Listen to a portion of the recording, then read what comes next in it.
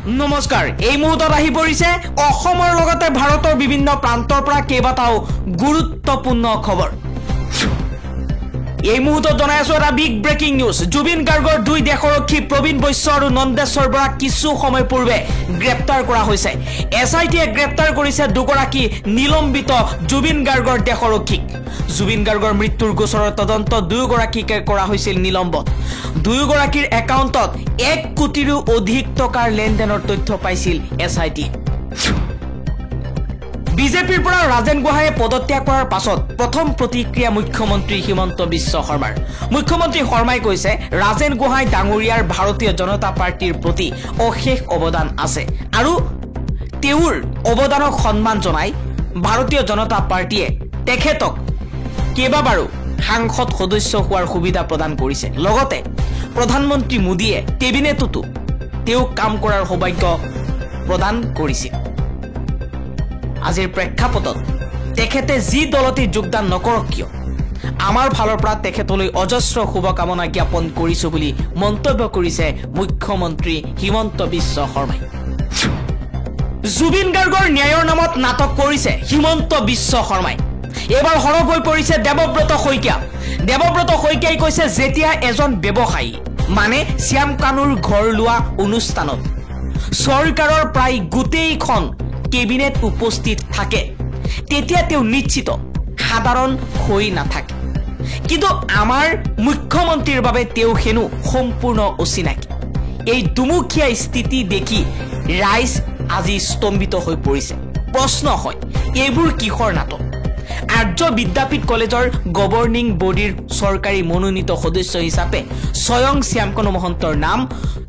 জল পটকৈ লিখা আছে এতিয়াও কবনে যে তেখেতক চিনি নাপায় বুলি ৰাইজে ভালদৰে বুজিছে আপুনি কাক ৰক্ষণাবেক্ষণ দিবলৈ এই ভিত্তিহীন কথাবোৰ কৈছে মুখ্যমন্ত্ৰী হিমন্ত বিশ্ব শৰ্মা মহোদয় আপোনাৰ নাটক বন্ধ কৰক আপোনাৰ লগত আৰু শ্যামকানু মহন্তৰ লগত আৰু তেওঁৰ পৰিয়ালৰ লগত যে এক মধুৰ ঘনিষ্ঠ সম্পৰ্ক আছে সেয়া অসমৰ ৰাইজে ইতিমধ্যে গম পাইছে 2026 চনৰ নিৰ্বাচনত জয়লাভ কৰিবলৈ হিমন্ত বিশ্ব শৰ্মাই এক নতুন পৰিকল্পনা কৰিছে সেয়া হৈছে মিঠাতেল বিতৰণ কৰা মিঠাতেল দি তেওঁ ভোট লোৱাৰ চেষ্টা কৰিছে এইবাৰ হৰপ হৈ পৰিছে মুখ্যমন্ত্ৰী হিমন্ত বিশ্ব শৰ্মাৰ এই নতুন আঁচনিক লৈ বিকাশ অসম বীৰ লাচিত সেনাৰ নেতা বিকাশ অসমে কৈছে আপুনি চাই লওক যে ইয়া জুবিন প্ৰেমী অসমীয়াৰ উত্তৰ আমাক ন্যায় লাগিবই আমাক ৰাজনীতি চাউল মিঠাতেল নালাগে অসমৰ ক্ষেত্ৰত ই সকলোতকৈ ডাঙৰ অন্যায় গতিকে জুবিনক ন্যায় দিবই লাগিব আপুনি সহজে যাতে মোৰ কথাবোৰ নলয় জুবিনে ন্যায় নাপালে চৰকাৰ জিতি হৈ থাকিব লিখি ৰাখক আজি আপোনাৰ ক্ষেত্ৰত এনেকুৱা হলে তেনে ক্ষেত্ৰত মই যুদ্ধ দিলো হয় ন্যায়ৰ বাবে গতিকে একো বুজিব ইচ্ছা নাই সিধাই কম আমাক ন্যায় লাগিবই আমি তেল মাৰিব বা মালিশ দি থাকিব নাজানো সিধা সিধিকৈ কৈ দি ভাল পাওঁ গতিকে অসমীয়াই জুবিনক ন্যায় নিদিলে এইবাৰ চৰকাৰকো ক্ষমা নকৰে আমাক জুবিনক ঘূৰাই দিব নোৱাৰে এতিয়া ন্যায় দিবই লাগিব আজি ঘোষণা কৰা হৈছে এডিআৰইৰ তৃতীয় বৰ্গৰ ফলাফল অসম চৰকাৰৰ এডিআৰইৰ তৃতীয় বৰ্গৰ ফলাফল কিছু সময় পূৰ্বে ঘোষণা কৰা হৈছে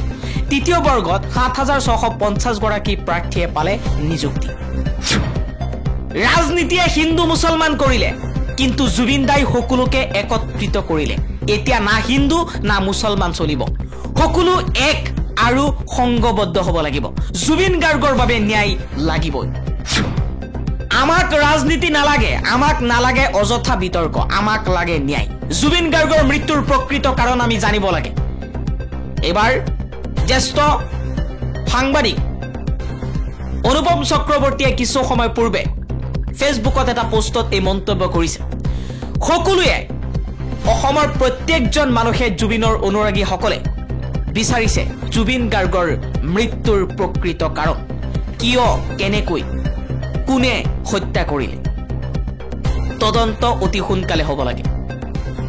হত্যাকাৰীক অপৰাধীক জেলত ভৰাই থলেই নহ'ব কঠোৰৰ পৰা কঠোৰ শাস্তি দিব লাগিব